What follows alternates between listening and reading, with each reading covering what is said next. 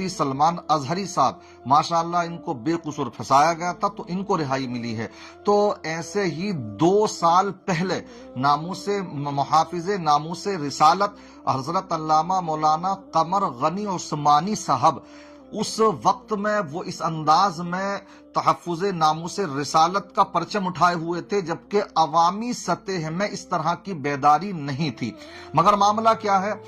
2 سال پہلے گجرات میں قتل ہوا، اس قتل کے معاملے میں ان کو ملزم ٹھہرا کر کے ان کو سلاخوں کے پیچھے بھیج دیا گیا۔ کوششیں کرنے والے کوششیں کر رہے ہیں ان کے خلاف، مگر یہاں پر میں یہ اپیل کرنا چاہوں گا، اس وقت جبکہ بیداری ہے ہماری عوام میں بھی، تو ہم کو چاہیے کہ جو پڑھا لکھا طبقہ ہے ان کی رہائی کے لیے بھی اسی طریقے سے احتجاج بھی کریں اور اپنی جتنی بھی حد المقدور کوششیں ہیں وہ کریں۔ میں آپ کو بتلاتا چلوں کہ حضرت علامہ مولانا قمر عثمان غنی صاحب جو ہیں وہ اہل سنت والجماعت کا وہ چہرہ ہیں، ماشاءاللہ ناموس رسالت پر پہرا دینے والی وہ شخصیت ہیں کہ وہ صرف گفتار کے غازی نہیں بلکہ کردار کے غازی تھے۔ اب مفتی سلمان اظہری صاحب کا معاملہ یہ ہے کیونکہ تقریری میدان میں ہے، وہ اس طرح سے تقریری میدان میں نہیں تھے لیکن عملی میدان میں تھے۔ کیوں؟ ان کے کارناموں کو اگر دیکھا جائے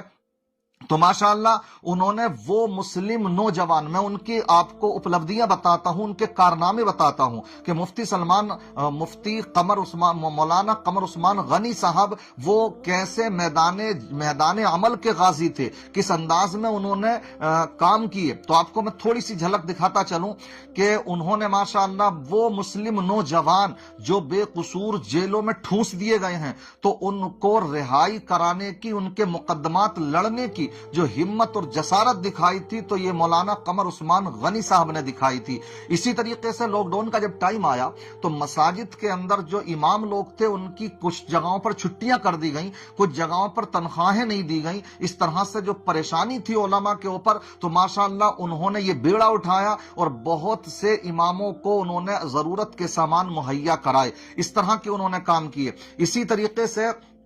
کشمیر سے لے کر تریپورہ تک انہوں نے الحمدللہ اہل سنت والجماعت کی نمائندگی کی ہے۔ تو میں کہنا یہ چاہتا ہوں آج وہ بھی بے قصور جیل میں پھنسے ہوئے ہیں، تو جو حساس لوگ ہیں ان کے مقدمات کو لڑیں، مضبوطی کے ساتھ لڑیں، اور ہم جتنے بھی نوجوان بے قصور جیلوں میں ٹھونس دیے گئے ہیں، کتنے لوگ ایسے موجود ہیں، ہمیں چاہیے کہ ہم بیداری لائیں، جیسے ماشاءاللہ آج بیداری آئی ہے اور ہماری محنت رنگ لائی، جس میں ہمارے مشائخ کرام انہوں نے بھی اپنی حمایت دی ہیں، بیانات جاری کیے، ویڈیوز جاری کی، اور اپنی ہر طرح سے مفتی سلمان اظہری کے تعلق سے انہوں نے کوششیں کی، تو الحمدللہ وہ رنگ لائی ہیں اور لائیں گی انشاءاللہ۔ جو ایک ابھی ان کو بیل ہونا باقی ہے، ایک FIR جو ہوئی تھی اس کے معاملے میں، تو انشاءاللہ ہمیں یقین کے ساتھ ہم کہہ سکتے ہیں کیونکہ وہ بے قصور ہیں، ایسے ہی مولانا قمر عثمان غنی صاحب بھی بے قصور ہیں، تو ان کے لیے بھی اگر ہم ایسے ہی مل کر کے کوشش کریں گے تو مجھے یقین ہے کہ انشاءاللہ ان کو بھی جلد از جلد رہائی مل جائے گی۔ دیکھیے بیداری لائیے،